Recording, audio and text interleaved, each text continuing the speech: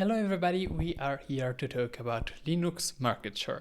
If you just go around, you're gonna see countless articles telling you that Linux has like 6% of the market share, but actually if you look at that other data point, it has like 7 and so on and so forth, and there's actually so many different ways to do it. So what I decided to do for everybody is to make a web page that automatically fetches 5 different data points, which is all data points that I consider to be like somewhat useful and reliable, more on that later, and just plots it into one single graph, which is also interactive. So not only you can see single data points, but you can also like filter them out, just see some of them and so on, which I think is really useful, and the rest of the web page is a lot more information. So now I'm gonna briefly comment on this data that we are seeing right now, and also talk about, the gotchas of every single data point, because of course no data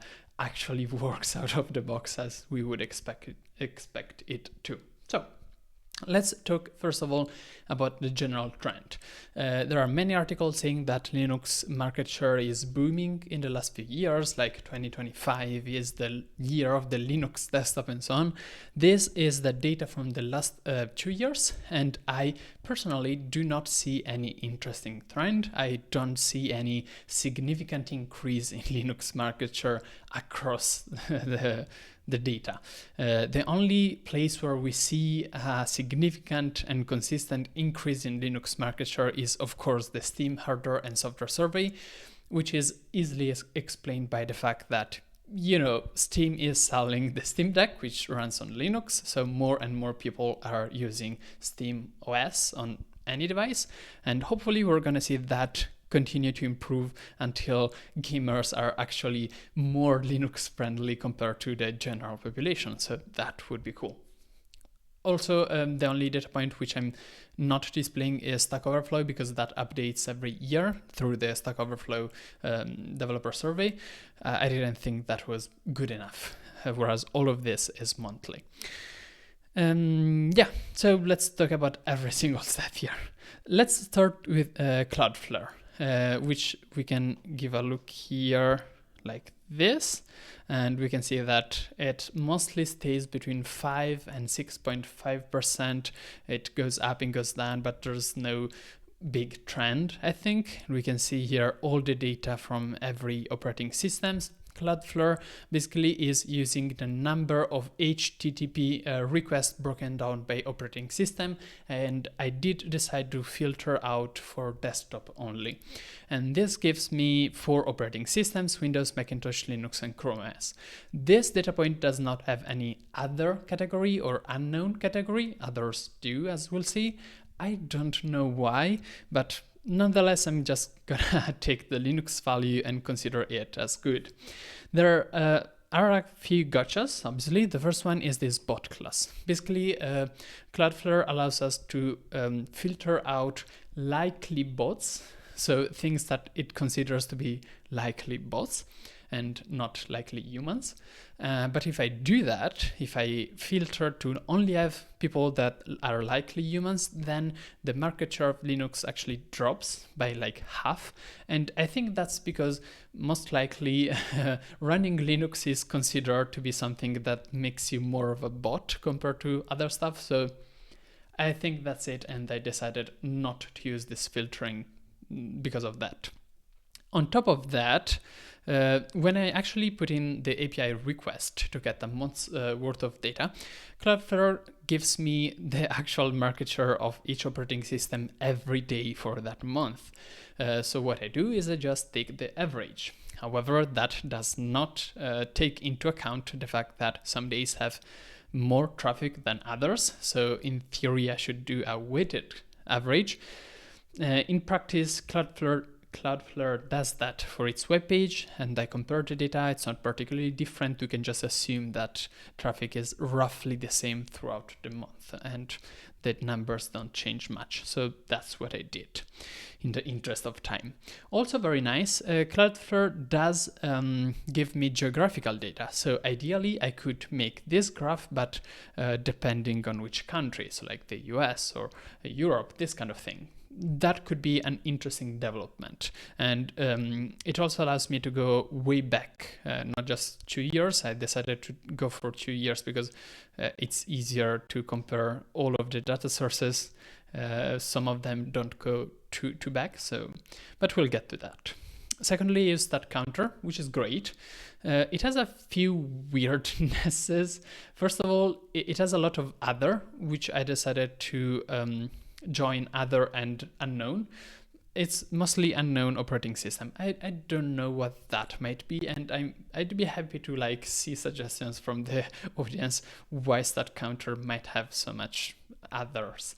This is using page views from all websites that rely on StatCounter, and they claim to have like 5.3 billion page views in 2022. So that sounds like a good sample, but of course it might still be biased. They also have a weirdness about Macintosh because they displayed numbers for Macintosh and OS X. And even though OS X has been like has been released 9 years ago at this point, StatCounter still claims that it's the most used Macintosh operating system, which is weird and likely incorrect. So that is also another weird data point, but again, I'm merging them together into one single Macintosh, so hopefully that shouldn't have any consequence for the data we are interested in, which is Linux. I think that's, yes, also StatCounter gives me geographical data, so this one could also be divided into countries, and it also goes a bit back, not just a few years, so I could make a more, add some more historical data if you're interested. Then we have the W3 counter, which is particularly bad. You can just give a look to this graph, or for that matter, even this one, like just this, oops, yeah, this makes no sense. Like, how can Linux market share go from 0 to 10% and then slowly? Makes no sense. And there's a few amount of gotchas. Firstly, W3 counter actually gives me data for only the top 10 platforms, and platform is a single version of an operating system, and they include both desktop and laptop, and phones, which means that I've got like Android 10 and then Android 9, just as an example. So what I do is I filter out all phone operating systems, so I'm left out with just Windows, Macintosh, and Linux. And the issue is that I still have the top 10, which means that I don't know what the rest is, because when I try to add them up, they only add up to 90%, and there's still this 10% of, I don't know what that is. They might be a laptop desktop operating system, they might be a phone operating system. So what I do is just assume that everything that's not listed is like a desktop operating system, so I run the numbers with that, and that's gonna give me the lowest bound for Linux market share. And also, like here and here, if Linux is not in the top 10 platforms, including, again, phone operating systems divided by version, then I'm not gonna get any Linux data, so I just have to put 0. Which is why, it starts from the 0. Still very weird data points. I would generally suggest to filter them out when you see the general trends. So this is probably the best way to look at this graph. Just exclude W3 counter. And also there's no way to like filter things for geographically for type of device. It's, I don't know. And then there's the US government. Weirdly enough, the US government has a webpage, analytics.usa.gov, which displays the AdSense analytics for the entire US government websites, all of them. So that's useful, except I have to use the API, not just that webpage. But when I do use the API, I get a fair amount of data, and the data overall makes sense. Like I have a tiny percentage for other, which I could even look. It's like very specific operating systems. I do get data about that, which is nice. We have got Linux, which goes from 7% to like 5%, around that range. And that makes sense. It's obviously skewed towards the US data. If I'm correct, 61% of the views are from the US, but still 40% of the views are from outside the US. And I don't know, it's still another data point that could be useful. Yeah, you can see it's skewed towards the US because Macintosh does not have this big of a market share in Europe. I didn't find any way to like filter OS data by geographical location, but still, nice. It's another data point. And lastly, we got the Steam Hardware and Software Survey. So unsurprisingly, this one is overwhelmingly Windows because it's a niche statistic. It's just about, well, gaming. And still, it's interesting to see like how Linux market share develops within that niche. And because obviously Steam is selling Linux handhelds, so that's interesting. And now it's going to be selling even Linux computers. That's so cool, by the way. And there's a few gotchas here as well, because Steam does not keep track of any historical data.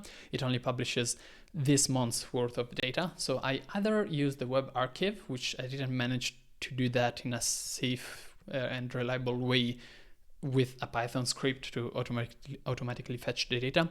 Luckily, there's a GitHub page, which is this one. Can I see it? Thank you. Which does that, keep tracks of the data. Sadly, when it comes to OS data, it keeps tracks of the specific data based on the version, but the the Steam Hardware and Software Survey has just a few versions for each operating systems, and then it has totals, and if you try to sum up the totals of each version, it does not give you the total, so there's some other category that's being missed. So there's some weirdness about the historical data. That said, I use the web archive to compare the numbers that I get and the ones that are the actual numbers from Steam, and they're very similar. So I'm not particularly worried about that. And it's increasing. It's going from 1.5% to 2% in the last year, 2 years ago, to 3.5% now, and I expect it to grow quicker. And that's everything. Again, you can see this webpage for yourself. You can just go ahead and see if I'm doing anything wrong, if there's any data point that I might add, and I'm still interested in adding more historical data and also maybe division by geographical location. If you're interested to do in that, just comment and I'll try. But yeah, I'm pretty happy. I think it's helpful, and yeah, it's just aggregating data from other data sources, but many of these data sources are actually not very considered. Like as an example, the US data source, it's a very interesting one, I think, but since the website, the user-facing website, only gives you the last month, there's not many people at all giving you the graph of US government data for Linux over the past few years. Right now, this is the only way that I know of to see that. So that's interesting, I think. So yeah, that's all. And I keep forgetting to update this counter. I'm really sorry, but right now we are at 113 subscribers, which is amazing. We are day 8 at this point. And I'm basically doing one video every day till Christmas to try to, because I just decided to quit software development for a while because I was burned out. So I'm trying to sort of make a living with these videos. So I'm doing one every day to try to get subscribers. And if you're interested in supporting me, this work, these graphs and stuff, then links in the video description to join. And now I showed everything in this video, but I did decide to hide a part of it behind a paywall to support being able to do this. It actually takes work. I'm sorry. It's just aggregating data, but to do it properly, it takes work, especially if you want to add more features over time and support the whole website with a lot of articles. So yeah, I'm sorry about the paywall, but the interesting data is free for everybody. So that's the important part. So yeah, if you want to help me out, links in the video description. That's everything, I think. Sorry I didn't have a script, but I liked the idea of just presenting this website as soon as I finished it with the enthusiasm of I did something cool. See you tomorrow.